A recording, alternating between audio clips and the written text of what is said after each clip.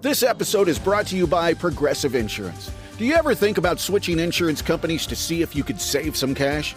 Progressive makes it easy. Just drop in some details about yourself and see if you're eligible to save money when you bundle your home and auto policies. The process only takes minutes, and it could mean hundreds more in your pocket. Visit Progressive.com after this episode to see if you could save. Progressive Casualty Insurance Company and Affiliates. Potential savings will vary. Not available in all states.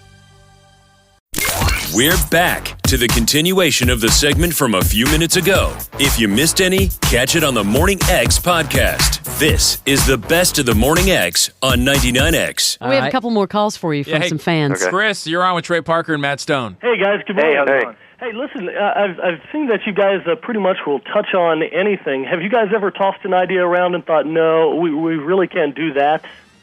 We never have because, our philosophy is we have to be prepared to make fun of anything or else everything else becomes offensive. It's either all or nothing.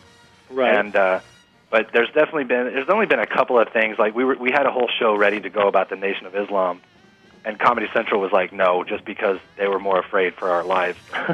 Really? For anything, but we're definitely going to do it. That's interesting because when we control the network, finally, we'll do that. Yeah. God, when you control the network, God help us all. Yeah, that's gonna happen. How long did you? Yeah, we're going to burn it down. With merchandising and all that, is that like a 50-50 split with you and Comedy Central? No. It's like we get like 2%. And the truth is that Comedy Central's at the tail end of the chain, and then we're at their tail. Yeah, it's been a real learning experience. I mean, it's like with merchandising, it's so funny because they can sell like $30 million of T-shirts, and $25 million of that goes to the T-shirt company.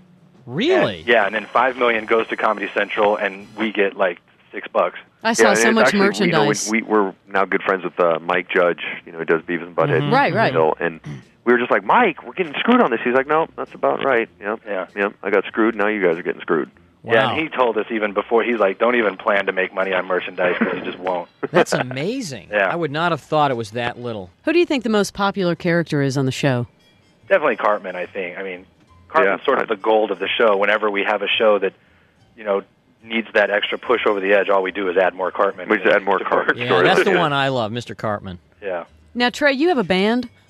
Well, actually, we both do. Mm-hmm. We're both in a band. We played around town a bunch, and then we got so busy, but it was really cool because the album is like, we play on probably 6 songs on the album. I was gonna say half the album we're actually playing. You're playing with Perry Farrell, and do you sing? Do you sing too?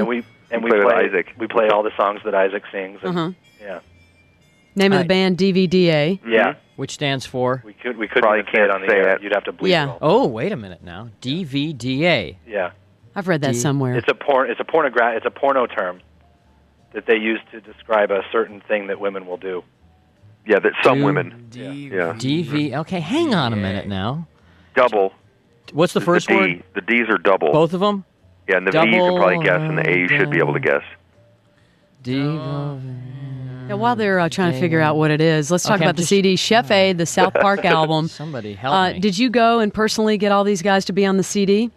It was sort of a mix. We got some, and Rick Rubin, who produced it, is obviously huge in the music world. Oh, yeah. He got a bunch of people. So it was just sort of, we went to everyone that we really wanted to work with, and just about everybody was into it, so it was really cool. Now, does Isaac Hayes write a lot of the songs himself? No. Does he write any of them, I should ask? No, these guys write them. Yeah, we write them. I thought I had heard that he contributes a little bit to some of them. Yeah, I'm sure he says that. I had a lot to do with it. What about this? Nintendo? Is there a Nintendo game coming out? South Park Nintendo game? Yeah, we just played it actually the other day. Well, no, wait a minute. If Comedy Central owns it, are you guys involved with the Nintendo thing? Well, I mean, just in terms of we got sort of like, we suggested what kind of game we thought it should be, and then we got to play it and give like some notes. But basically, no. I mean, basically, because the problem is they make all this crap. They make all the T-shirts and the dolls and all this stuff, and you can't even begin to keep track of it all. And so the only thing that we really cared about being involved in was the album, and so that's what we decided to focus our attention on and really put a lot of our energy into. That doesn't make you mad that you're getting squeezed to see all these people making millions? Well, it's just we just don't have time. Right. I'm sure they're do all not. that stuff. We have to actually do a show. And I'm sure you're not starving, so No, we're doing fine. Yeah, And it's like Yeah, I mean, it's like we were talking to Vanilla Ice the other day, and he got totally, ripped on his deal back in the 80s, but he still has enough money to last him his whole ice life. So. Right, we totally feel like Vanilla Ice. You see, we're just like Vanilla. I put you in that category.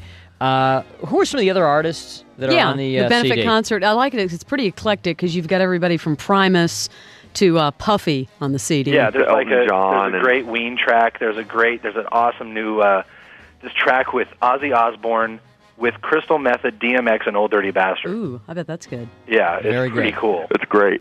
We should say there's 2 versions of the album coming out. Yeah. There's a kind of censored, cleaned up version, and then there's an uncensored version, which I can't remember, what do they call it? Uncensored? They called it like Extreme or Extreme version. That one has no.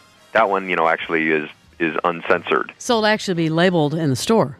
They'll have a label. Right. Yeah, that'll sell a lot more. Yeah, I would exactly think. I don't know it. why they did one whole version like censored, and we don't know why, but they did. Well, Trey and Matt, I have to say, and first of all, I'd be lying to you if I told you that I could tell which voice belonged to whom, but, whatever. You guys doesn't matter.